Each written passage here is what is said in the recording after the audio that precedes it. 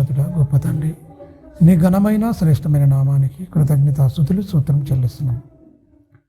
రానాయున్న పిల్లలు సకాలం తీసుకురండి తండ్రి. ఇక్కడ కూర్చొని ఉన్న వినబోతున్న నీ బిడ్డలకు వినగల చెవును, గ్రహించగల మనసును దయచేయమని, చెప్పబోతున్న నన్ను మరుగుపరిచి సూటిగా నాతో మా అందరితో మీరే మాట్లాడమని నిండు మనసుతో వేడుకుంటూ ప్రారంభం నుంచి వెళ్ళి ముగింపు మాటల వరకు మీరే అధ్యక్షత వహించి మా కొదవగా ఉన్న జ్ఞానాన్ని ధారాళంగా నీ ఆత్మ ద్వారా మాకు అనుగ్రహించమని నిండు మనసుతో వేడుకుంటూ క్రీస్తునామాని ప్రార్థన అడుగుతున్నాను తండ్రి, ఆమేన్.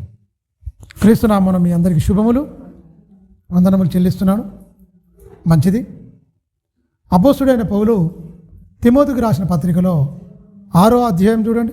అపోస్తుడైన పౌలు తిమోతికి రాసిన పత్రిక 6వ అధ్యాయము 11, 12 వచనాలు మనం చదువుకుంటే అద్భుతమైన మాట. మన పాఠం ఏంటంటే విశ్వాస సహితమైన పోరాటం, విశ్వాస సంబంధమైన మంచి పోరాటం, విశ్వాస సంబంధమైన మంచి పోరాటం.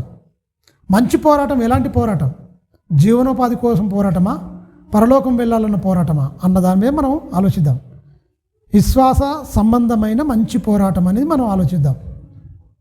దైవజనుడా, నీవైతే వీటన్నిటిని విసర్జించి నీతిని, భక్తిని, విశ్వాసమును, ప్రేమను, ఓర్పును, సాత్వికమును సంపాదించుకున్నటకు ప్రయాసపడుము. విశ్వాస సంబంధమైన మంచి పోరాటము పోరాడము. నిత్య జీవము చేపట్టుము. దాన్ని పొందుటకే నీవు పిలువబడితివి. అనేకుల సాక్షుల ఎదుట మంచి ఒప్పుకుంటివి. అంటే మీరు గమనించండి, అనేకమైన సాక్షుల ఎదుట మంచి ఒప్పుకోవాలి. అనేకుల సాక్షులు ఎవరు? మనుషులు ఉన్నారు, దేవదూతలు ఉంది, భూమి ఆకాశం మొత్తం పంచభూతాలు. అనేకుల సాక్షుల ఎదుట మంచి ఒప్పుకోవాలి. క్యారెక్టర్ మంచి క్యారెక్టర్ ఒప్పుకోవాలి అని చెప్తుండు. మంచి పోరాటం. అందుకే ఏంటి, నువ్వు ఎందుకు వచ్చావు? ఎరికైనా నిత్య జీవము చేపట్టుటకు వచ్చావు. నువ్వు నిత్య జీవం చేపట్టు, దాన్ని పొందుటకే నీవు పిలువబడితివి. అనేకుల సాక్షుల ఎదుట మంచి ఒప్పుకుంటివి. అనేకుల సాక్షులు అంటే కోట్ల దేవదూతలు ఉన్నాయి, మనుషులు చాలా తక్కువ ఉన్నాయి. కోట్ల దేవదూతలు అసలు ఈ లెక్కకు మించి ఉన్నవి. అంటే మంచి పోరాటం పోరాడాలి అంటే ఎలాంటి పోరాటం? శరీర సంబంధమైన క్రియలు మనలో లేకుండా మంచి పోరాటం అనేది పోరాడాలి. మన జీవితాలకు ఆదర్శవంతంగా ఉండాలి. దేవుడు చెప్తున్న ప్రతి మాట మనం గమనించాలి. ఎందుకంటే ఉన్నతమైన దేవుడు రాయించిన మాటలు, ఆ మాటల ప్రకారంగా మన జీవనము ముందుకు ఎలా కొనసాగించుకోవాలనేది వెరీ వెరీ ఇంపార్టెంట్. అంతేనా? దేవుని వాక్యం అనేది చాలా జాగ్రత్తగా మనం ఆలోచించాలి. లోకంలో ఎన్నో పోరాటాలు ఉన్నాయి, ఎన్నో ఉద్యమాలు ఉన్నాయి, ఎన్నో పోరాటాలు, ఎన్నో ఉద్యమాలు ఉన్నాయి ఖచ్చితంగా. కానీ ఇక్కడ ఏమంటుంటే పరలోకం వెళ్ళే పోరాటం అనేది చాలా ఉన్నతమైన పోరాటం. ఈ పోరాటంలో ఎవరిని కొట్టేయలేదు, ఎవరిని సాధించేయలేదు. ఎవరు తిట్టినా పడాలి, ఎవరు కొట్టినా పడాలి, ఎవరు అవమానించినా పడాలి. అవమానాలు, తిరస్కారాలు, నిందలు అన్ని దిగమింగుకుంటూ దాని మీదనే, నీ శరీరం మీద నీకు పోరాటం. మీరు గమనించండి, పౌలు గారు విపరీతమైన దెబ్బలు కొడతారు. నన్ను తిరిగి కొట్టిండా, అదే పోరాటం. విపరీతమైన తిట్టిరు, నువ్వు లోకానికి పీడ వంటి వాడవన్నారు పౌలు గారిని, అదొక పోరాటం. అన్నోళ్ళను కూడా ఏమనలే. విశ్వాస సహితమైన మంచి పోరాటం అంటే ఏందనుకుంటారు? విశ్వాస సహితమైన మంచి పోరాటం పోరాడాలి. అనేకుల ఎదుట నువ్వేమి మంచి ఒప్పుకున్నావు మంచి మాటలు. అంటే నీ సాక్ష్యం ఉంటేనే నువ్వు పరలోకం వెళ్తామని ఒక్క మాటలో చెప్పొచ్చు. నీ సాక్ష్యం లేని జీవితాన్ని బట్టి దేవుడు ఆనందించడు. నీ సాక్ష్యం లేకపోతే నీకు అనవసరం. ఎందుకంటే ఇక్కడ అనేకుల సాక్షులు ఎదుట నువ్వు ఒప్పుకుంటివి. దాని ప్రకారంగానే నువ్వు బతకాలి. ఎందుకంటే నువ్వు పిలువబడ్డది ఎందుకు? నిత్య జీవము పొందడానికే మనం పిలువబడ్డాం. నిత్యాగ్నిలోనికి వెళ్ళడానికి కాదు కదా. నిత్యాగ్నికి వెళ్ళడానికి ఈ ఆజ్ఞలు అవసరం లేదు, ఈ కట్టడం అవసరం లేదు, ఏది లేదు. పోరాటాలు అవసరం లేదు. మీరు గమనించండి, అన్ని పోరాటాలు లోక సంబంధంగానే ఈజీగానే జయించవచ్చు, ఏదో అయిపోవచ్చు. కత్తి, కర్ర ఏది పట్టకుండా, మాటల దాడి కూడా లేకుండా, ఏం చేయకుండా సహనంతో భరించేదే మంచి పోరాటం. పౌలు గారు ఎలాంటి పోరాటం పోరిండో చెప్పిన ఆయన మరి ఏం పోరాడిండో తెలియాలి కదా. ఒకసారి చూడండి 11వ అధ్యాయం 2 కొరింథీ. ఆ పోరాటం పోరాడిండు. ఆ పోరాటంలో మహనీయుడు ఎన్నో మనం చదువుకున్నాం. ఒకసారి మళ్ళా గుర్తు చేసుకుందాం. 11వ అధ్యాయం 2 కొరింథీ. ఆయన పోరాటము అనేది ఇంత అంత పోరాటం కాదు, విశ్వాససహితమైన మంచి పోరాటము. ఆయన ఎలా పోరాడితే ఆయనకు ఎలా వచ్చింది నిత్య జీవం అనేది చాలా జాగ్రత్తగా మనం ఆలోచిద్దాం. 20వ వచనం, ఒకడు మిమ్మును దాస్యమునకు లోపరిచినను, ఒకడు మిమ్మును మింగివేసినను, ఒకడు మిమ్మును వశపరుచుకునేను, ఒకడు తను గొప్ప చేసినను, గొప్ప చేసుకుని నీ పైన, ఒకడు ముఖం మీద మిమ్మల్ని కొట్టినను. ఏమంటుండు? ఇవన్నీ చెప్తుండు. ఇది పోరాటం. ఎవరన్నా ఊకుంటారా? ఏమాత్రం ఇలా చదివిందా అంటే ఒకరికంటే ఒకటి గొప్పగా ఎంచుకుంటే ఊకుంటారా? నాకేం తక్కువ అంటారు. అవునా కదా? ఇవన్నీ లిస్టు చెప్తుండు. పోరాట సంబంధమైన పటిమ, ఈ పోరాటంలో ఎలా గెలవాలి, ఎలా ఉండాలి, అనేకమైన వస్తాయి. మనంతలో మనం ఉండే కానీ బట్టగాల్చి మీద ఎత్తారు. ఇక అడుకోపోను ఆయన అన్నట్టుగా. అయినా కూడా ఊరికే ఉండాలని చెప్తుండే. ఇక్కడ విశ్వాసహితమైన పోరాటం. నీ తప్పే ఉండదు, నీదేం ఉండదు. అయినా పిలిచి తిడతారు, పిలిచి నువ్వు అనన్న మాట కూడా గిట్టించి చెప్తారు.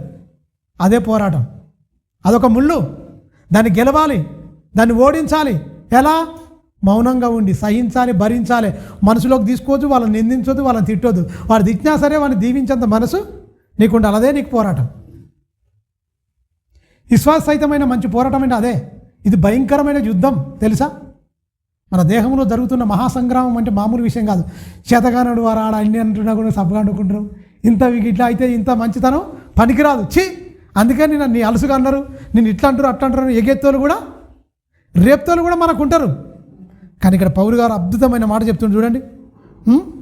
ఒకడు మిమ్మను దాస్యమునకు లోపరిచినను అంటే తక్కువగా చూసినను, ఒకడు మిమ్మును మింగివేయినట్లు, ఒకడు మింగివేసినను, ఒకడు మిమ్మును వశపరుచుకునను, ఒకడు తను నీ మీద గొప్ప చేసుకునను, ఒకడు ముఖం మీద మిమ్మును కొట్టినను మీరు సహించుచున్నారు.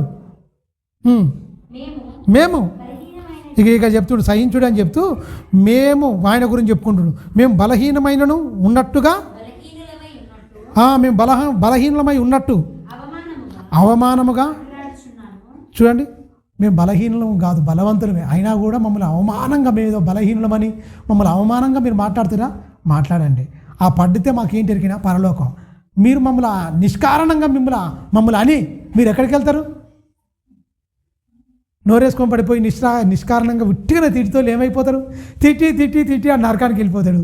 పాడి ఓర్చుకొని మరణాంతం తర్వాత మనం ఎక్కడికి వెళ్తాం ఎరికైనా? నిత్య జీవంకి వెళ్తాం. ఇక అక్కడ ప్రారంభం ముగింపు లేని జీవితంలోకి వెళ్తాం. ఆది అంతం ఉండదు. కోటాను కోట్ల సంవత్సరాలు ఈ పోరాటంలో ఎంత అండి? మా అంటే 60 ఏళ్ళు 70 ఏళ్ళు ఆ జీవితంలో పోరాడినాం అనుకుంటే అయిపోద్ది. పోరాటం కూడా ఎప్పటిదాకా చేస్తాం ఎరికైనా? కంటికి చూపు, నోటికి గట్టిగా మాట, కాళ్ళల్లో చేతులలో సత్తువ బలం ఉన్నంతసేపే ఎవడన్నా తిరిగి అంటాం. అంత బలం ఉడికిపోయిన తర్వాత, బలం అంతా ఉడికిపోయిన తర్వాత ముసలితనం వచ్చినప్పుడు వాడు వచ్చి నెత్తిమించిన కూడా కొట్టినా కూడా ఏంది ఇంట్లో కొడుతున్నావు ఎందుకురా అంటాడు. అంతే తప్ప ఏం చేయలేని పరిస్థితి. దానికోసమా ఇంత మిడిసిపాటు? బలం ఉన్నంతసేపే నువ్వు ఎగురుతావు. ఆ బలం తగ్గి చిన్నపిల్లవాడిలాగా మారే పరిస్థితి ఉంటుంది. చిన్నపిల్లవాడు పరిగెత్తాడు, నువ్వు అసలు కూర్చున్న కాంచెలు లేవలేని పరిస్థితి ఉంటుంది. ఓడన వచ్చి కొట్టినా కూడా, ఓడన చేసినా కూడా తిరిగి ఏమనలేని దశ వస్తుందా రాదా? ఇంతకెందుకు మరి ఇంతెందుకు మిడిచిపాటు? బలం ఉన్నప్పుడే ఇవన్నీ కంట్రోల్ చేసుకొని చక్కగా ఉన్నాం అనుకోండి, ఒక నిత్య జీవం మన గురించి ఎదురు చూస్తుంది. ఒక పరలోకం, శాశ్వతమైన జీవంలోకి పొందే అవకాశం ఉంటుందిగా. దాన్నే పోరాటం. నీ శరీరంలో పుట్టే ప్రతి క్రోధమును అణిచేసుకోవాలి. కోపమును, క్రోధమును అన్నిటి మొత్తం అణుచుకోవాలి. అసూయ మనలో ఉండకూడదు, మత్సరం ఉండకూడదు. ఇవన్నీ శరీర సంబంధమైన వారికి ఉన్నవారి లక్షణాలు అని చెప్తూ మేము బలహీనులమా, మీకు కనపడుతున్నామా? అయినా కూడా మమ్మల్ని ఉన్నట్టుగా మరి అవమానపరుస్తున్నారు, అవమానంగా మాట్లాడుతున్నారు అని చెప్తూ చూడండి. ఏ విషయమైందైనను, ఏ విషయమైందైనా ఎవడైనా ధైర్యము కలిగి ఉన్నాడో ఆ విషయమందు నేను కూడా ధైర్యము కలిగేవాడును. చూడండి, మీరు ఏమంటారు? ఇలా మాట్లాడుతుంటే సేదగాక ఇవన్నీ ఎందుకు చెప్తున్నాను? నేను అవివేకంగా మాట్లాడుచున్నా సుమా, వారు 22 వారు హెబ్రీయులా, వారు ఇబ్రియులా, నేను ఎబ్రియుడనే. వాడు ఇశ్రాయిలా, నేను ఇశ్రాయిలునే. వారు అబ్రహాము సంతానమా, నేను అట్టివాడనే. వారు క్రీస్తు పరిచారకులా, వెర్రివాని వలె మాట్లాడుచున్నాను.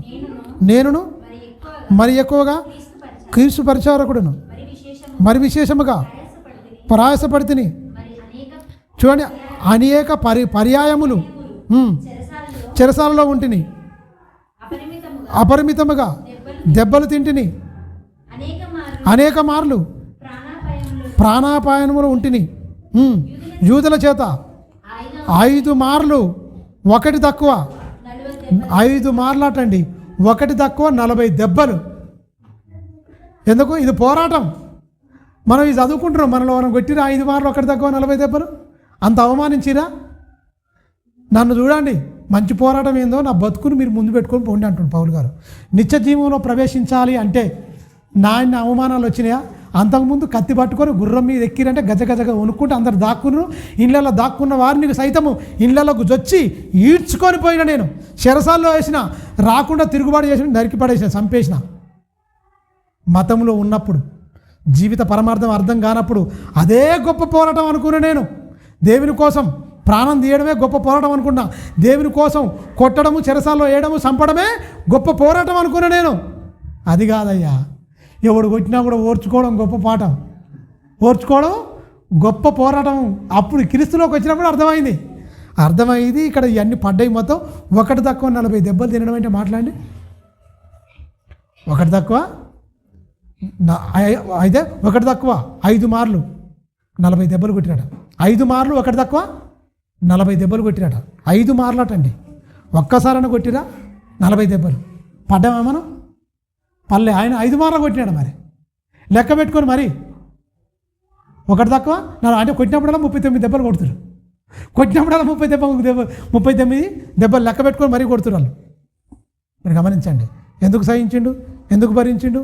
మంచి పోరాటం అంటే ఇది, విశ్వాస సహితమైన మంచి పోరాటం. అంటే విశ్వాస భ్రష్టులం ఎప్పుడైతే మెరికేనా, అన్నవానికి ఏదో నేను సమాధానం చెప్తా, ఆ నోరు మూయిస్తా అన్నం అనుకోండి, ఆ నీ మాటల్లో అధికమైన మాటల్లో విస్తారమైన మాటల వల్ల దోషం ఉండక మానదు. నిన్ను దోషంలో పడేస్తాడు, నరకాన్ని నడిపిస్తాడు. దుష్టుడు అదే పన్నాగం పొందుతాడు. అందుకని యేసుక్రీస్తు మౌనిగా ఉన్నాడు. శిలువలో తలలాడిస్తారు. నువ్వు దేవుని కోవాడివైతే నువ్వు దిగి రావచ్చు కదా, రా. ఈడాట వీడిని రక్షించుకోలేని వీడు దేవాలయం 3 దినములో కడతాడు. వీడు ఎంత ఏమైనా చేసిండు, సమాధానం చెప్పిండా? మౌనంగా ఉండా? గమనించండి, విశ్వాసహితమైన మంచి పోరాటం యేసుక్రీస్తు బాగా పౌలు గారికి అర్థమైంది, అపోస్తులకు అర్థమైంది. తెలుసా, ప్రారంభ దినంలో ఉన్నవారికి బాగా అర్థమైంది. అందుకనే వాళ్ళు ఉన్నతంగా గొప్ప స్థితిలో వాళ్ళు బతికిరు. తెలుసా, గొప్ప స్థితిలో వాళ్ళు ఉన్నారు, విలువైనగా వాళ్ళ జీవితాలు ఉన్నతంగా వాళ్ళు బ్రతికిరు. మరి ఎందుకు వాళ్ళు తొట్టిలో, మనం ఎందుకు తొట్టిస్తున్నాం అంటే లోకం మొత్తం మనలో ఉంది, క్రీస్తు మనలో లేడు. లోకం నీలో ఉందనుకో, క్రీస్తు నీలో ఉండడు. క్రీస్తు నీలో ఉండనుకో, లోకం నీలో ఉండదు. లోకం నీలో ఉందనుకో, లోకం అంటే ఏంది? ప్రాచీన స్వభావం. అదే ప్రాచీనది. అన్నయ్యను గుర్తుపెట్టుకొని మళ్ళీ డబ్బులు ఇవన్నీ ఉంటాయి కదా, పాత జీవితం. ఆ పాత జీవితం ఉన్నదంతా లోకం మొత్తం నీలో ఉందంట. తెలుసా, ఆ లోకం మొత్తం నీలో నుంచి ఎప్పుడైతే పోదో అప్పుడు క్రీస్తు ప్రభువుగా నీ హృదయంలో ప్రతిష్ఠించుకుంటడానికి అవకాశం ఉంటుంది. లోకం మొత్తం నీలో దగ్గరికి వచ్చి మనం ఎన్ని పాటలు పాడినా, ఎంత ఆరాధన చేసినా అది వ్యర్థ ప్రయాస తప్ప ఏం ప్రయోజనం అంటుండదు. అంత సత్ఫలితాలు మన ఆత్మీయ జీవితానికి ఉండవు. అందుకనే చెప్తుండు, 5 మార్లు ఒకటి తక్కువ 40 దెబ్బలు కొట్టిరాడు. మొత్తం కొట్టిండట. చూడు ఏమంటుండ, చూడండి ఏమంటుండు. 3 బెత్తెములతో కొట్టబడి తిని, ఒకసారి నేను రాళ్ళతో కొట్టబడి తిని, 3 ఓడపలిగి శ్రమపడి తిని, ఒక రాత్రింపగలు సముద్రములో. ఒక రాత్రింపగలు ఉండాలంటే ఏంటి? ఆ నీళ్ళు ఏందో పరిస్థితి ఏంది? అయ్యో, అలాంటి పరిస్థితులు ఉన్నాయా? ఒకటి తక్కువ 40 దెబ్బలు కాదు, అవి ఒకటి తక్కువ 40, 5 మార్లు ఒకటి తక్కువ 40 దెబ్బలు వేరు. మన 3 బెత్తంతో కొట్టిరాట. కోడా వేరు, బెత్తం వేరు. 5 మార్లు అంటే 5 మార్లు ఒకటి తక్కువ 40 దెబ్బలు తిన్నారు. కోడాలతో కొట్టింపబడండి. అది బెత్తంతో కూడా 3 కొట్టిన, 3 సార్లు కొట్టిరాట. ఎన్ని దెబ్బలు కొట్టిన దానికి లెక్క చెప్పలేదు. 3 కొట్టబడితే బెత్తంతో అన్నాడు. ఓడబలిగిందట. సముద్రంలో ఉండాలంటే ఏంటి? చేపలు ఏంటి, కథ ఏంటి, ఎంత బాధ, ఎంత విధానం ఉంటుంది, ఎంత ప్రయాణం. ఎక్కడన్నా భయపడ్డా ధైర్యంగానే ఉన్నాడు. సువార్త ఇలా నేను కష్టపడితే తప్ప ఆ కష్టమైన మహాలోకం, ఆనందకరమైన లోకము వెళ్ళలేను. ఇక్కడ కష్టానైనా ఇష్టంగా నేను భరిస్తేనే తప్ప ఆ నిత్య సంతోషాలకు వెళ్ళలేమన్న సంగతి ఎవరికి అర్థమైంది? పౌలు గారికి స్పష్టంగా అర్థమైంది. మీరు గమనించండి, నామకార్థంగానే మనం క్రైస్తవులుగా ఉంటే పరలోకం వెళ్ళలేం. వాళ్ళు పడిన పాటలు విశ్వాసహితమైన మంచి పోరాటం అంటే ఇది. సముద్రంలో ఒక రాత్రి మొత్తం ఉన్నట. మీరు గమనించండి, ఎంత భయంకరం, ఎంత వేదన ఉంటుంది అందులో. నీళ్ళల్లో కెరటాలు ఉంటాయి, ఎంతో శబ్దం ఉంటుంది. ఆ రాత్రి మొత్తం నిషేధం. నీళ్ళకు భయపడతారు. దేనికి భయపడకుండా మనిషి నీళ్ళకు భయపడతారు తెలుసా? మస్తు భయపడతాడు. సముద్రంలో ఉండడం ఏంటండి రాత్రి పగలు మొత్తం. ఒక చెరువులో, చిన్న చెరువు భీకరంగా నిండితేనే మనిషి భయపడతాడు. నీళ్ళకి దిగిన వెంటనే భయపడతాడు. బాగా అలుగు పోస్తుంటే కూడా అనుభవాలు ఉంటే మీకు తెలుస్తుంది, భయం అవుతుంది. నీళ్ళని చూసి భయపడతారు తెలుసా? సముద్రంలో ఉన్న అలలు, కెరటాలు చూడండి, ఉవ్వెత్తున లేచి వస్తున్న కెరటాలు ముంచేస్తాయి ఇవికనే. అయినా కూడా అంత ధైర్యంతో ఉన్నాడంటే మీరు గమనించండి. దేవుని కోసం ప్రయాస, ఆత్మల భారం కోసం ఖచ్చితంగా నేను పోయేవరకల్లా కొద్దిమందినైనా నిలబెట్టాలి, కొద్దిమందినైనా అని ఆయన పడిన ప్రయాస, మంచి పోరాటం అంటే అది. కింది వచనం, అనేక పర్యాయములు ప్రయాణములలోను, నదుల వలనైన ఆపదలలోను, దొంగల వలనైన ఆపదలలోను, నా స్వజనుల వలనైన ఆపదలలోను, అన్యజనులైన ఆపదలలోను, పట్టణంలో ఆపదలలోను, అరణ్యంలో కూడా ఆపదలు. దొంగలు కదా దోసుకునే వాళ్ళు అప్పుడు అరణ్యంలో. ఎక్కడ మనిషికి భద్రత అనేది లేదు. సొంత వాళ్ళు తిడుతున్నారు, అన్యజనులు అంటున్నారు. ఎక్కడ పోతారండి ఒక మనిషికి? ఇన్ని ఉన్నాయి అనేకం. ఇంట్లో వాళ్ళు తిడుతురు, బయట వాళ్ళు తిడుతురు, ఉక్కిరి బిక్కిరి చేస్తున్నారు మొత్తం. ఎవడు నిన్ను సహిస్తలేడు. పౌలు గారి పరిస్థితి ఇంత అంత కాదు. సొంతల దగ్గరకు పోతే తిడుతురు, అన్యజనులకు పోతే ఇబ్బంది ఉండు, నదుల్లో ప్రయాణం చేస్తే ఇబ్బంది, ఆపదలు జరుగుతున్నాయి. అక్కడ మధ్యాహ్నం నడుచుకుంటూ పోతే, ఎడారులు నడుచుకుంటూ పోతే దొంగల వల్ల ఆపదలు. ఇన్ని ఆపదలు తప్పించుకుంటున్నాడంటే ఎందుకు ఇంత ప్రయాస? కడుపులో కదలకుండా హాయిగా బతికినోడికి ఇన్ని శ్రమలు ఎందుకు వచ్చినాయి? ఒక మహాలోకానికి వెళ్ళాలంటే ఇక్కడ పోరాటం చేసి జయించాలి. పరలోకం ఊరికినే ఇయ్యడు, రక్షణ నీకు ఊరికినే ఇచ్చిండు. దానికి ఏం డబ్బులు ఏం ఖర్చు పెట్టినా. కానీ మారు మనసు నీ అంతా నువ్వే తెచ్చుకోవాలి. మారు మనసు ఆయన ఇయ్యడు, నువ్వే తెచ్చుకోవాలి. మారు మనసు ఆయన మాటలు విని మారు మనసు నువ్వే తెచ్చుకోవాలి. నువ్వు మారు మనసు తెచ్చుకుంటే అప్పుడేంటి? నీకు పాపక్షమాపణ కలుగుతుంది. పాపక్షమాపణ కలిగిన తర్వాత, పరిశుద్ధాత్మ నీలోకి వచ్చిన తర్వాత, పాపినని గ్రహించిన తర్వాత, అప్పుడు నువ్వు మంచి పోరాటం నువ్వు స్టెప్ బై స్టెప్ వేసుకుంటూ వెళ్ళిపోతావు. రక్షణ మంచిగా నీ దగ్గర సిద్ధపరిచింది, ఓకే. రక్షణ పొందడానికి నీలో మారు మనసు ఉందా? మారు మనసు పొందినోడు ఇలాంటి పోరాటం పోరాడతాడు.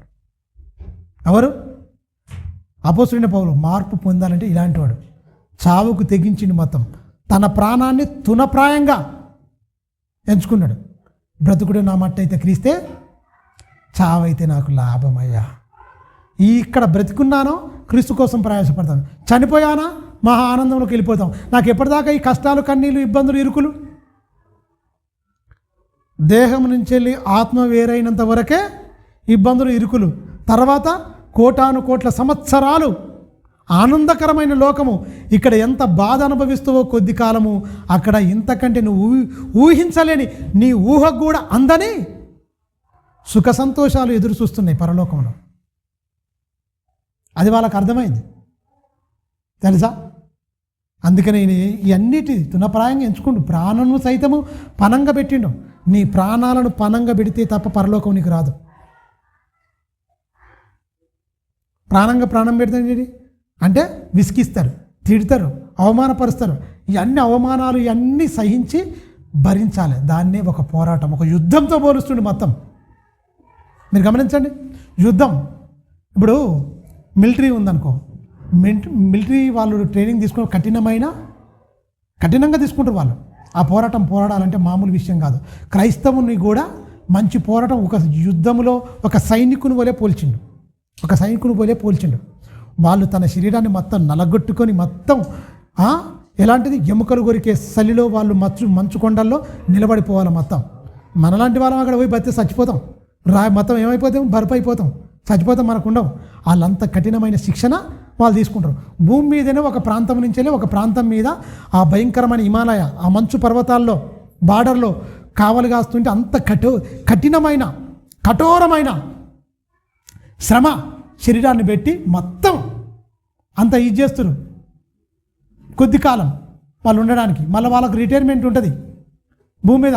అంత కష్టపడి తర్వాత రిటైర్మెంట్ అయిన తర్వాత హాయిగా హ్యాపీగా ఉంటారు భార్య పిల్లలతోనే. అంతవరకు కఠినమైన శ్రమ ఉంటుంది బార్డర్లో, కొంతకాలమే, కానీ నువ్వు బతికినంత కాలమే. ఆ రిటైర్మెంట్ ఉన్నా కూడా ఏదైనా రోగం వచ్చిందనుకో, షుగరో బీపీ వచ్చిందంటే మళ్ళీ కష్టమే. ఎందుకంటే బైబిల్లో చెప్పింది 60-70, అధిక బలం ఉన్న ఏడలో 80. వాటి ఆయాసము దుఃఖము, వాటి వైభవం దుఃఖము ఆయాసమే అన్నాడు. అంటే ఆయన ఒక డ్యూటీ చేసి ఇక్కడికి ఏమైనా వచ్చిందనుకో రోగం, తినాలనుకుంటే తినలేడు, ఉండాలనుకుంటే ఉండలేడు. కానీ ఏదిరికినా ఇక్కడ అందరికంటే గొప్ప బెటర్మెంట్ ఎదిగినా ఈ మట్టి దేహాన్ని మహిమ దేహంగా మార్చుకుని గొప్పగా మహాలోకానికి వెళ్ళేది గొప్పది. ఇక్కడ గొప్ప వారికి మెడల్స్ ఇస్తారు. కానీ దేవుడు ఏమంటున్నాడు కన్నా, నీకు ఉన్నతంగా నాయన నిత్య జీవం అనే నీతి కిరీటం నీకు ధరింపజేస్తా. పోరాడు, జయించు. దేని మీద నాయన? నీ శరీరం మీద నీకే పోరాటం ఉంది. నేత్రాశ నీలోనికి రానియకు, జీవపు డంబం నీలోనే రానియకు. మీరు గమనించండి. అందుకనే నేత్రాశ, శరీరాశ, జీవపు డంబం, ఈ మూడిట్లో పడిపోయిన వాడే భ్రష్టుడు. ఈ మూడింటిని రానియకుండా బతికిన వాడే క్రైస్తవుడు. ఈ మూడిట్లలో పడిపోయిన వాడే భ్రష్టుడు, విశ్వాసం నుంచి తొలగిపోయినవాడు, పోరాటం లేనివాడే ఇలా బతాడు. పోరాటం ఉన్నవాడు అన్నిటిని ఛేదించుకొని వెళ్ళిపోతాడు.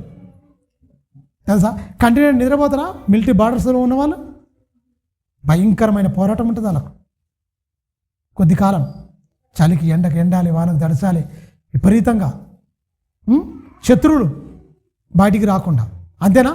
శత్రు సైన్యములు మన భారతదేశంలోకి జ్వరపడి రాకుండా వాళ్ళు ఖచ్చితంగా కఠోరమైన శ్రమ చేస్తున్నారు. వాళ్ళు శ్రమ మీరు గమనించండి. మనలో కూడా ఈ దురాశలు, ఈ అపవిత్రమైన ఏ ఒక్కడు కూడా రాకుండా నువ్వు సాధన చేస్తున్నావా?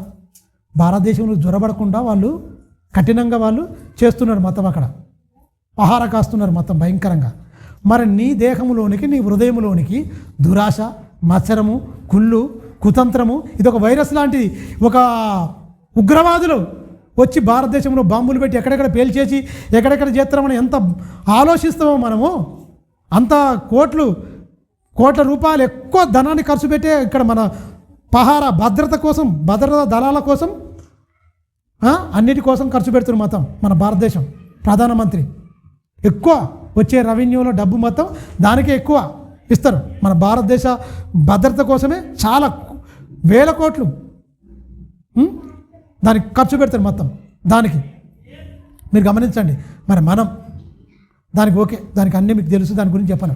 మనకు తెలియదు ఎందుకైనా మన శరీరంలోనికి ఒకటి నీలోనికి రాకుండా దాన్ని తీసివేయడానికి నువ్వెంతవరకు పోరాడుతున్నావు? ఎంతవరకు పోరాడుతున్నావు? పోరాటం ఉంది కదా, మంచి పోరాటం పోరాడిండి ఆయన.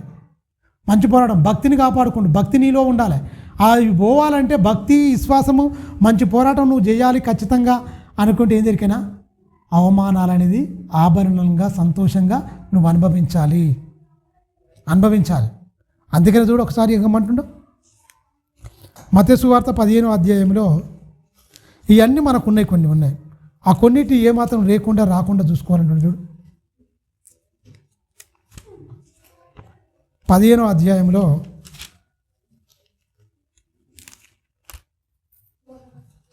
15వ అధ్యాయం మొదటి వచనం.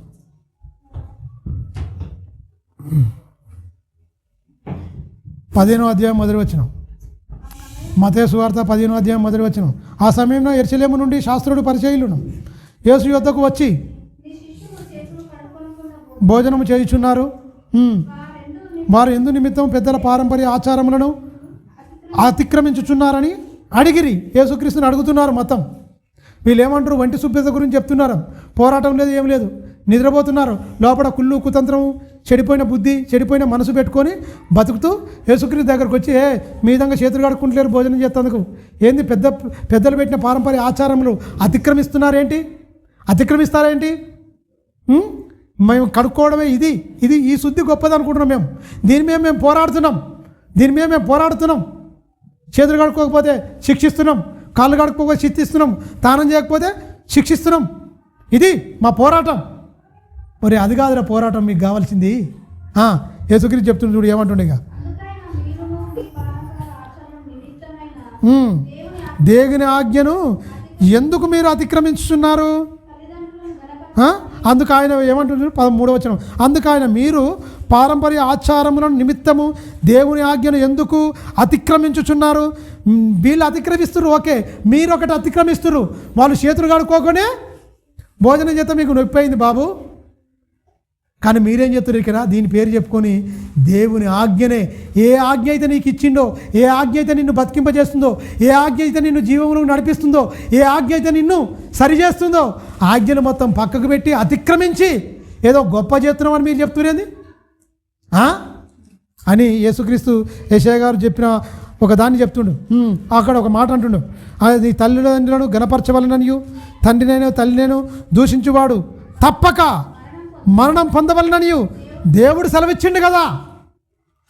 ఈ ఆజ్ఞ ఎందుకు పెట్టి పక్కకు? చేతులు కడుక్కోకపోతే వచ్చిన అది మీకు నొప్పి బాబు, చేతులు కడుక్కోకపోతే మనకేది ఆకలి అయింది, మంచిగానే ఉండాలి, ఆయనకు ఉంటుంది కదా, తిన్నాడు సబ్బుగాడు వచ్చిండు అయిపోయింది. యెరూషలేము నుంచి వచ్చి మహాజ్ఞానం సంగతులు చెప్తున్నాడు, మేము విని మా బతుకు మార్చుకోవాలనే లేదు ఇలా బతుకులకు. ఏమంటారు వచ్చి? ఏంటయ్యా పెద్దలు పెట్టిన మంచిగా పెట్టను గోడగా చక్కగా ఆచారాలు మాత్రం పెట్టుకున్నాం మేము, దాని మీద ఎంతో పోరాటం చేసినాం. ఎవడైతే చేలు కడుక్కోకపోతుండో, స్నానం చేయలేకపోతుండో, అవసరమని కూడా వాడిని చంపుతాం, ఆయన ఏం చేస్తాం? అలాంటి ప్రాశాన హృదయాలను, కఠినాత్ములను మొత్తం యేసుక్రీస్తు మాట్లాడుతున్నాడు. మీరు తెలియదా? తల్లిని తండ్రిని గణపరచాలి, లేకపోతే వాడు మరణం శిక్ష అని దేవుడు చెప్పింది కదా. అయినా కూడా మీరు ఆజ్ఞలను ఇయ్యి కదా మీరవలసింది, ఇయ్యి మీరుతున్నారు. అసలు బొత్తిగా మీరు దేవుని ఆజ్ఞను నిరాకరిస్తున్నారు, అర్థం లేనిదాకా చేస్తున్నారు. తల్లిని తండ్రిని ఏం చేయాలి? ప్రేమించాలి. తల్లిని తండ్రిని ప్రేమించకుండా బయటికి వెళ్ళగొడుతూ ఏదో గొప్ప సేవ చేస్తున్నామని, ధర్మశాస్త్ర ఉపదేశకులమని, శాస్త్రులమని గొప్పగా బోధిస్తున్నావురా నువ్వు. అసలు నీ తల్లిదండ్రులను ప్రేమించమని చెప్తున్న ఆజ్ఞ ఏమైంది? మీరు పాటించట్లేదు. మిమ్మల్ని చూసి అనేకులు పాటించకుండా అయిపోయారు. వాక్యం చెప్పే అర్హత మీకుందా? వాక్య ప్రకారం బతకని నీకు వాక్యం చెప్పే అర్హత నీకెక్కడిది ఉందా? అదే కదా యేసుక్రీస్తు అడుగుతుంది, అంతేనా కదా? ఏమంటాడు మీరు గమనించండి. దేవుడు చెప్తున్న ప్రతి మాట మనకు అర్థం చేసుకోవాలి. మరణం అంటే లేకపోతే అందరూ మరణం, ఈ శాస్త్ర పరిచయం కూడా మరణం పొందువారే, దేవుడు సెలవిస్తున్నాడు కదా అని చెప్తూ 5వ వచనం, మీరైతే ఒకడు తన తల్లినైనను చూచి నా వలన నీకు ప్రయోజనమగునని ఈ దేవార్పితమని చెప్పిన ఎడల అతడు తండ్రినైనా గణపరచనక్కర్లేదని చెప్పుచున్నాను. మీరు గమనించండి, ఇది అడ్డు పెట్టుకొని నేను దేవునికే చేస్తున్నా, అమ్మా నీ వల్ల నీకు ప్రయోజనం. తల్లిదండ్రులను చూసి తల్లికి పెట్టేది కూడా లెక్కలు చూసుకుంటారు అంటే, తల్లిదండ్రులు పెట్టేది కూడా లెక్కలు చూసుకున్న వాళ్ళని ఏం చేస్తారు? నీకు ఇంత పెట్టినా, నువ్వు ఇంత తిన్నావు, నీకు ఇన్ని హాస్పిటల్ చూపించినా, నీకు ఇన్ని పైసలు ఖర్చు అయినాయి, అవసరం లేదు. తల్లిదండ్రులను కూడా నడి రోడ్డు మీద వదిలేస్తున్న కొడుకులు లేరా? వృద్ధుల ఆశ్రమాలు ఎత్తలేరా? వీళ్ళందరూ నరకానికి వెళ్ళిపోతారు. భూమి మీద ఎగురు, బలం ఉంది కానీ ఎగురుతూ నువ్వేం చేసినావు అది నీ మీదకే వస్తుంది. నీ గర్భాన పుట్టిన పిల్లలు నిన్ను తీసుకుపోయి గట్టి ఎత్తారు. నీ కూడుకు ఏది పెట్టకుండా నువ్వు చేసింది ఎక్కడ? భూమి మీదనే పశ్చాత్తాపడి కుళ్ళి కుళ్ళి కుళ్ళి ఏడు చేస్తారు. అలాంటిది తీసుకొస్తాడు దేవుడు. నువ్వు కొలిసిన కొలితే కొలవబడుతుంది. నువ్వేం చేస్తావో తిరిగి అదే నీకు వస్తుంది, ఎక్కడ పోదు. సచ్చాక తర్వాత ముచ్చట, బతికున్నప్పుడే నువ్వు కుళ్ళి కుళ్ళి చచ్చిపోతావు, అనుభవిస్తావు ఖచ్చితంగా. నీ మరణం ఏందో నాకు తెలుసు ఎలా ఉంటుందో. నీ మరణం నీకు తెలియక నాకు బలం ఉంది, నా ఇష్టం వచ్చినట్టు నువ్వు ఎగురుతా దుంకుతా అంటే కుదరదు. నీ మరణం ఎంత దౌర్భాగ్యంగా ఉంటుందో చూసుకో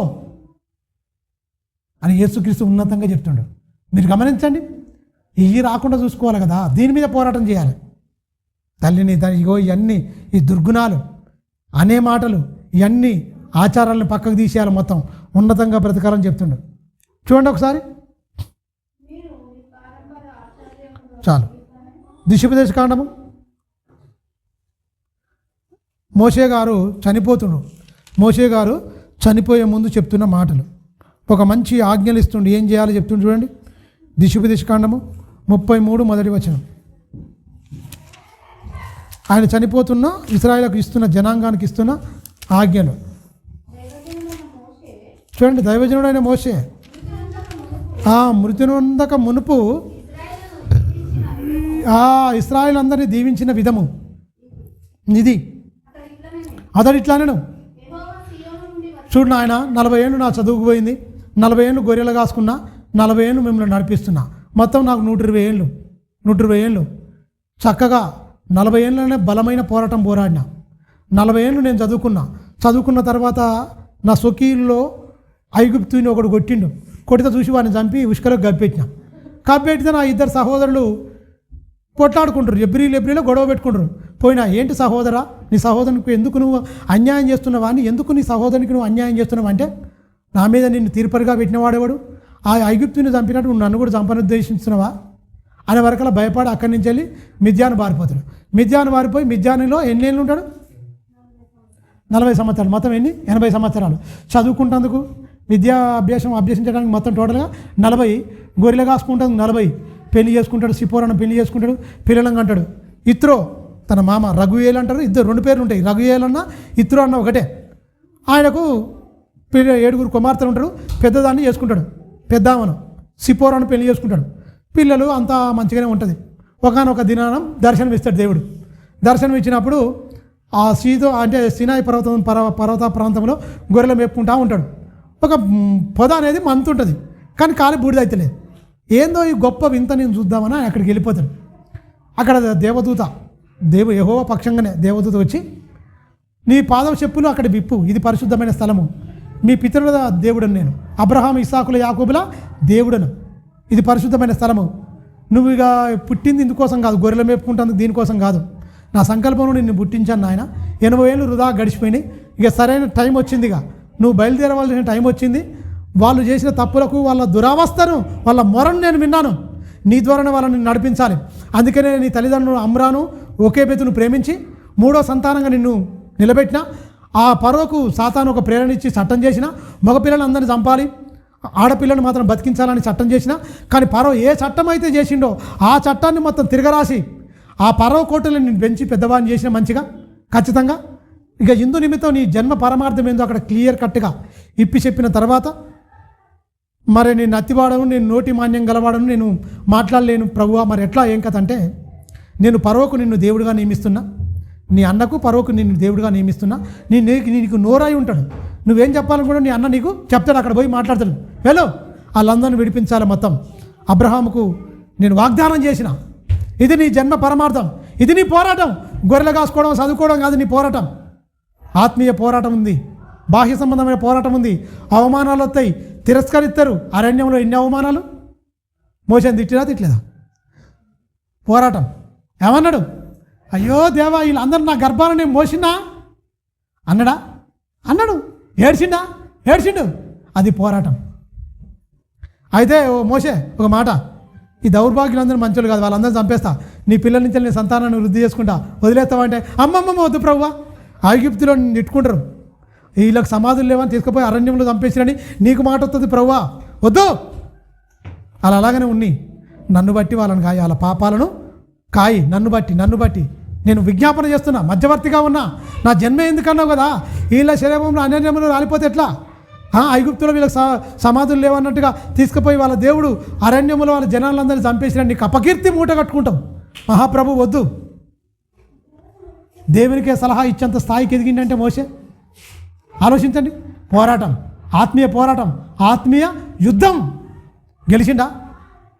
ఆత్మీయ యుద్ధంలో గెలిచిండా? మోసే గెలవలేదా? గెలిచిండు. తిట్టిరా అందరూ? అవమానపరిచిరా? మాకు మాంసం ఓడిపెడుతురో ఏమో, కుండల కాడు ఉండి గులిగిరా, తెల్లగడ్డ కీరకాయ ఈ దుంపలు తిండి మేము బతికితే మాకు మంచిగా ఉచితంగా తిన్నామంటారు ఈ దౌర్భాగ్యులు.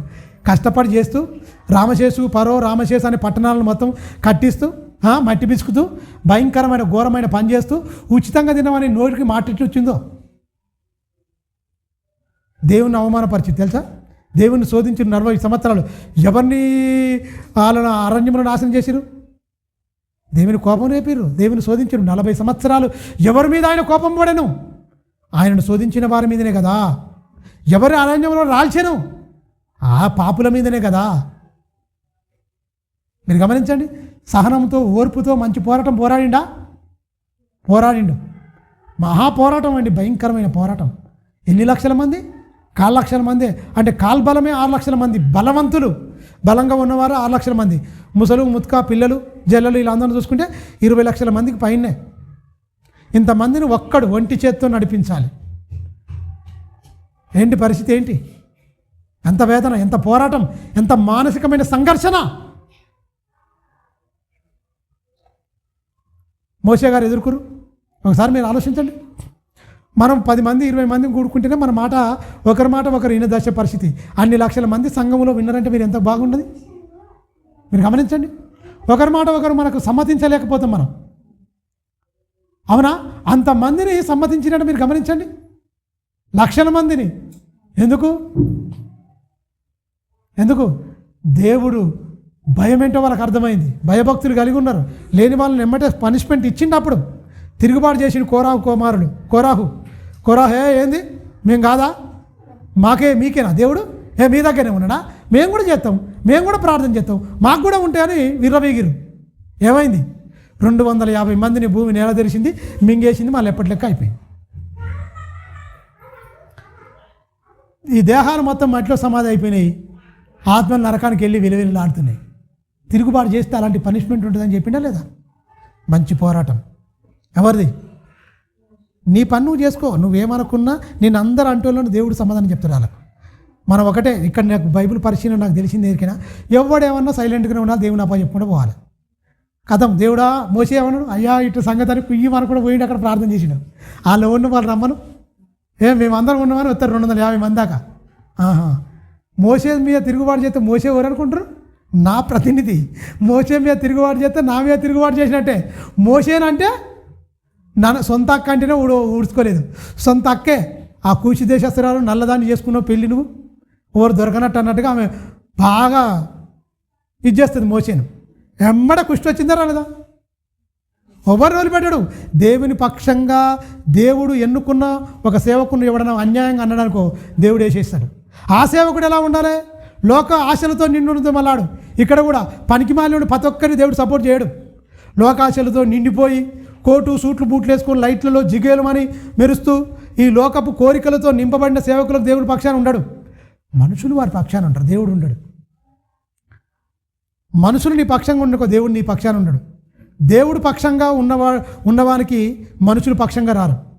మనుషుల పక్షంగా చేసుకున్న వారు ఉన్నారనుకోండి, దేవుడు వారి పక్షంగా ఉండడు. మనుషులందరూ ఒకేగా ఏకీభవిస్తే ఏమైంది? మోసే దేవుడు తన పక్షంగా ఉన్నాడు, వాళ్ళందరూ ఇదైపోయారు. అందుకనే ఇప్పుడు మనుషులు ఏం కోరుకుంటారు? మనుషుల పక్షం కావాలి, మన మందబల కావాలి, మన వాళ్ళు కావాలని చూసుకుంటారు. అంతేనా కాదు? అయ్యగారిని ఏమనంటే మొత్తం బులమని వచ్చేస్తారు. అంతేనా? అది పోరాటం కాదు. ఎన్ని వచ్చినా అన్నిటి భరించాలి, సహించాలి.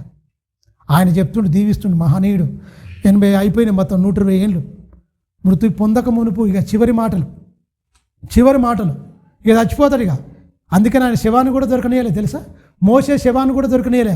పెద్ద కోట కట్టేసి మొత్తం ఏంటి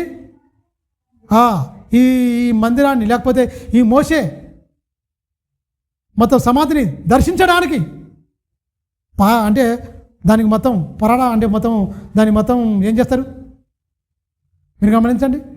దర్శించడానికి వెళ్తుంటారు మొత్తం. అమ్మ మొత్తం ఇది ఒక ఏంటి యెరూషలేముకి యాత్ర చేస్తారు కదా, వాళ్ళు కూడా మొత్తం ఒక టూరిస్ట్ స్పాట్గా దాన్ని మొత్తం చేసి గుర్తించి మొత్తం ఇలా ఉండాలని చెప్పేస్తారు. అందుకనే అప్పుడు ఏమైపోద్ది? దేవునికి రావాల్సిన మహిమ వెళ్ళిపోద్ది. మోసే ఏడ్చినప్పుడు, బతుకున్నప్పుడు ఏడిపించారు, చచ్చిపోయిన మాత్రం ఏడుస్తారు మొత్తం. ఎన్ని రోజులు ఏడ్చారు? ఎందుకు ఏడుచు? చచ్చిపోయినాక ఎందుకు? బతుకున్నప్పుడు ఏడిపించి చచ్చిపోయినాక మీరు ఏడితే ఆయనకేమి? ఆయన చూస్తారా? మీరు గమనించండి. ఏడ్చిరు, రొమ్ము కట్టుకురు. అయ్యో మోసే నువ్వు ఎంత మంచోడువా, అంత మంచోడువా, ఎంత మంచోడువా. ఎంత ఎడితే ఎవరికి కావాలి? బతుకున్నప్పుడు ఆయన నేర్చుకొని తింటారు, ఆ మృతి పొందుతున్న తనంలో దైవజనుడైన మోషే మృతి పొందక మునుపు అతడు ఇశ్రాయేలందరినీ జీవించిన విధము ఇదే. యెహోవా సినాయి నుండి వచ్చును, శేయీరు నుండి వారికి ఉదయించును. ఆయన పారాను కొండ నుండి ప్రకాశించెను. వేవేల పరిశుద్ధ ఏంటి వేవేల పరిశుద్ధ సమూహముల మధ్య నుండి ఆయన వచ్చును. ఆయన కుడిపార్శ్వమున ఈ ఏంటి కుడిపార్శ్వమున అగ్నిజ్వాలను మెరుస్తున్నట్టు ఏమైనా ఐడియా ఉందా? కుడిపార్శ్వమున ఎవరుండంటుండు? ఆయన అగ్నిజ్వాలల కన్ను గలవాడు, అపరంజి పాదములు గలవాడు, అగ్నిజ్వాలలో ప్రత్యక్షమవుతాడు. కుడిపార్శ్వమున ఎవరున్నారు? మీరు గమనించండి, ఈ భూమి మీదకి రాకమునిపే తండ్రి ఉన్నాడని మోసే చూస్తుండే ఇక్కడ. అందుకని నా వంటి ప్రవక్త మీ సహోదరులో పుట్టుతాడు. ఆయన మాట ఎవడైతే తినడో సర్వనాశనం అయిపోతాడని చెప్తాడు. జనుల నుంచి సర్వనాశనం అయిపోతాడు. ఇలా చూస్తుండు, ఆయన కుడిపార్శ్వమున అగ్నిజ్వాలలు మెరుగుచున్నవి, ప్రకాశిస్తున్నాయి. ఆయనే యేసుక్రీస్తు. చెప్తున్నాడు, ఆయన చాలా జాగ్రత్తగా ఉండండి, దేవుడు మీకు తోడుగా ఉంటాడు, కానీ మునుపటి చేసినట్టు చెప్పకండి. ఈ చేసే కారణం అంటేనే చెప్పిన మాటలే మరోసారి చెప్పడం, చెప్తున్న మాటలే మళ్ళీ రెండోసారి రిపీట్ చేయడం అన్నమాట. రెండోసారి చెప్పడం. ఆ లేవి కాండముల, నిర్గమకాండముల, ఆ సంఖ్యాకాండము ఉన్న మాటలే మళ్ళీ ఇక్కడ ఉటంకించి చెప్పే మాటలే ద్వితీయోపదేశ కాండం. గమనించండి. అందుకనే ఒక మంచి మాట ఇవన్నీ చెప్తుండు, మీరు మంచిగా ఉండండి అని చెప్తూ 3వ వచనం, ఆయన జనులను ప్రేమించును, ఆయన పరిశుద్ధులందరూ ఆయన నీ వశములో ముందరు వారు నీ పాదముల యొద్ద సాగిలపడుదురు, నీ ఉపదేశమును అంగీకరింతురు. మోషే మనకు ధర్మశాస్త్రం విధించెను, అది యాకోబు. ఏమని ధర్మశాస్త్రం ఏమి? స్వాస్థ్యంగా ఉండాలి, బతకాలి, ఇది కట్టడిగా మీరు జీవించాలి. మంచి పోరాటం ఇది, పోరాటం, మంచి పోరాటం. ప్రియమైన దేవుని పిల్లరా, చూడండి ఒకసారి తిమోతికి రాసిన పత్రిక, తిమోతికి రాసిన మొదటి పత్రిక 12వ వచనం చూడండి. మొదటి తిమోతి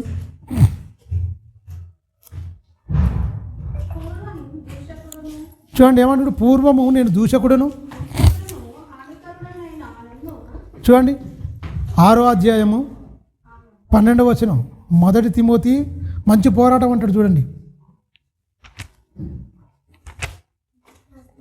6వ అధ్యాయం 12వ వచనం. నేను మంచి పోరాటం పోరాడి తిని విశ్వాసము కాపాడుకుంటుని, విశ్వాస సంబంధమైన మంచి పోరాటము పోరాడి తిని. ఏమంటుడు? పోరాడము, పోరాటం ఉంది నాయన, నిత్య జీవమును చేపట్టుము, దాన్ని పొందుటకు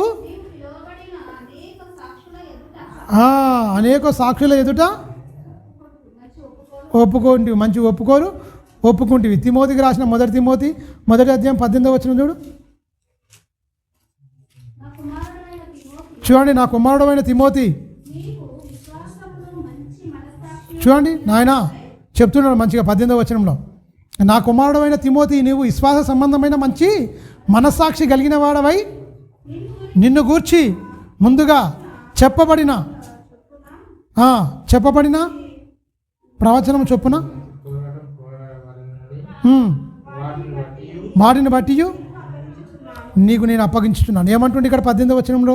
నా కుమారుడు అయిన తిమోతి, నీవు విశ్వాసము మంచి మనస్సాక్షియు, విశ్వాసమును మంచి మనస్సాక్షియు కలిగిన వాడవై నిన్ను గూర్చి ముందుగా చెప్పబడిన. అంటే ఏం చెప్పబడింది? నువ్వు మంచి విశ్వాసివి, మంచి పోరాట పటిమ కలిగిన కుమారుడవు నాయన. ముందుగా నీ గురించి అయితే నేనేం చెప్పినో దాని ప్రకారంగా నువ్వు జీవించాలి నాయన, నువ్వు జీవించాలి, నువ్వు మంచిగా ఉండాలి అని చెప్తున్నా.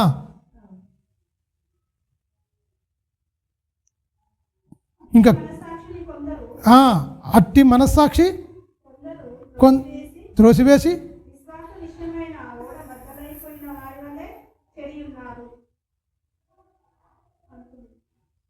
రెండవ లైన్ నాన్న, కలిగిన వారము మంచి మనస్సాక్షి దాని గురించి చెప్పబడిన ప్రకారము ఈ మంచి పోరాటం పోరాడవాలని వాటిని బట్టి ఈ ఆజ్ఞను నీకు అప్పగించుచున్నాను. అట్టి మనస్సాక్షి కొందరు త్రోసివేసి, అంటే మంచి మనస్సాక్షి కొందరు మొత్తం త్రోసివేసి విశ్వాసమైన ఓడ భద్ర అంటే మన జీవితమే. అది ఒక ఓడలాగా మంచిగా భద్రతగా ఒక వలయంగా ఉంది ఆ విశ్వాసం. ఆ ఓడ ఏమైపోయింది, ఆ విశ్వాసం అనేది ఒక ఓడను చూపిస్తూ నీ విశ్వాసాన్ని చూపిస్తూ బద్దలైపోతే ఎలాగైతే నీ మునిగిపోతారో అందులో ఉన్నవాళ్ళు నిన్ను నీ ఆత్మీయ జీవితం మునిగిపోవడానికి బద్దలైపోవడానికి దాన్ని తోసివేయడమే అని చెప్తున్నా. ఓడ బద్దలై పోయిన వారివై చెడిపోయి ఉన్నారు. వానిలో ఉమ్మెనైను అలక్షంద్రును ఉన్నారు.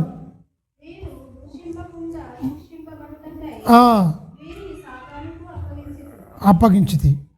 మీరు గమనించు, పౌలు గారు చెప్తుండు, వీళ్ళు మాకు ఎదురు తిరిగిరు, వాళ్ళని మేము దూషించలే, మాకు పోరాటం ఉంది, మాకు యుద్ధం ఉంది, వాళ్ళని ఎదిరించలే మేము, వాళ్ళు ఏమనలే. వాళ్ళ విశ్వాసం మొత్తం బద్దలైపోయింది, అయిపోయింది. కానీ వాళ్ళని ఏదో అని మేము మా విశ్వాసం పాడు చేసుకోవడానికి ఇష్టం లేదు, అందు గురించి సాతానుకు వాళ్ళని అప్పగించేసాము, అయిపోయింది వాళ్ళ పని. అంటే పోరాటంలో ఎన్నో ఆటుపోట్లు ఎదురైతాయి, కానీ ఎదుర్కొన్నాడు ఆయన. ఎదుర్కొని ఖచ్చితంగా వాటిని గెలిచినట్టుగా మనం కంపల్సరీ చూడగలము. ఫిలిప్పీలకు రాసిన పత్రిక ఫిలిప్పీలకు రాసిన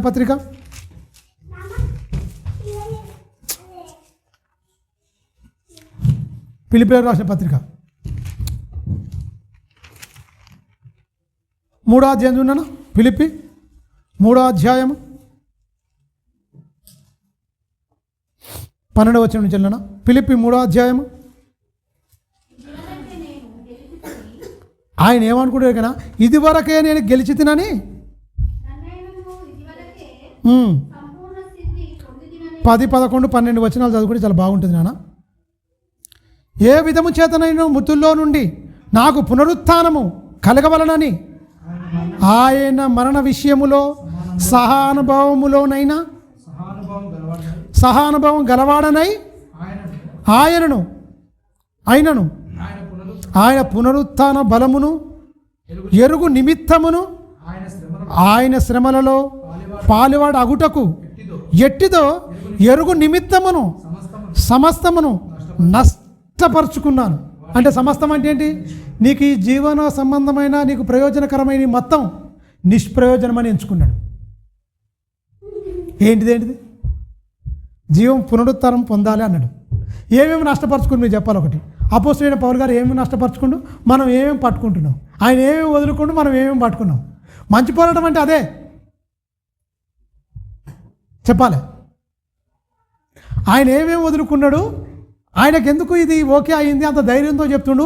ఏ విధము చేతనైనా నాకు మృతుల్లో నుంచి పునరుత్థానం కలగాలి, ఖచ్చితంగా పొందాలి, నేను కంపల్సరీ దానికోసమే వచ్చిన. దానికోసం ఎంతవరకు తెగించిండంటే తన ప్రాణాన్ని కూడా తునప్రాయంగా వదులుకున్నాడు. వదులుకోవడానికి ఎన్నెన్నో వదులుకుంటే ప్రాణం కాదు, ప్రాణం కావలసిన మొత్తం సదుపాయాలన్నీ వదులుకుండా ఇంకేం వదులుకుండు. తిట్టిర్రు, అవమానంగా ఫీల్ అవ్వలే, కొట్టిరు. 5 మార్లు ఒకటి తక్కువ 40 దేవుడు కొట్టిరు. 3 మారు బెత్తంతో కొట్టిరు. ఇవన్నిటి ఏం చేసిండు? అవమానంగా ఫీల్ అయినా, కురింగిపోయినా, బాధపడ్డా. ఇది ఒక పోరాటం, ఇది ఒక యుద్ధం, ఇది ఒక సాధన, ఇది ఒక దైవికమైన సాధన, ఇది ఒక శిక్షణ. దీంట్లో నేను తరపీదు పొందినే తప్ప పరలోకం నేను వెళ్ళలేను. ఇట్టి శిక్షణ నాకు గొప్ప భాగ్యం అన్నడా? మరి మనం ఎందుకు అవమానంగా ఫీల్ అవుతాం? వీళ్ళు ఇట్టన్నారు, వాళ్ళు అట్టన్నారు, కుంగి కుషించిపోతే నువ్వేమైపోతావు? పోరాటం నుంచి తప్పుకుంటావు. పోరాటం నుంచి నువ్వు శిక్షణలో నుంచి తప్పుకుంటూ ఏమైపోతారు? వాళ్ళు దుర్బీజుడే కానీ కుమారుడు కాదని ఆయన అంటుండు. ఈ శిక్షను నువ్వు తప్పించుకుంటే నువ్వు దుర్బీజుడవు, కుమారుడు కాదు. సంస్కృతిలో దుర్బీజుడు, ఇంగ్లీష్లో బాస్టర్డ్ అంటారు. మీరు గమనించండి, ఇంత దౌర్భాగ్యమైన మాట, ఇంత కఠినమైన మాట అన్నాడంటే మనుషులను శిక్షణను ఒప్పుకోవాలి. ఆయన ఏ శిక్షకు ఇచ్చినా నీ చిత్తం ప్రభువా, నా బ్రతుకునందు నీ ఇష్టమని నీకు నువ్వు సరెండర్ అయిపోవాలి తప్ప వ్యతిరేకించే అవసరం లేదు. సనుకోవడం, గునుక్కోవడం, వ్యతిరేకించడం అంటే నువ్వు దుర్బీజుడవు. శిక్షను తప్పించుకునేవారు దుర్బీజుడు, శిక్షను ఒప్పుకునేవారు కుమారులు. మీరు గమనించండి, అందుకనే చెప్తుండు. మీరు గమనించండి, ఎంత మంచి మాట చెప్తుంది చూడండి. మళ్ళీ చదువుకుందాం. ఏ విధము చేతనైనను మృతులలో ఉండి నాకు పునరుత్థానము కలగవలనని ఆయన మరణ విషయంలో సహానుభావం గలవాడనై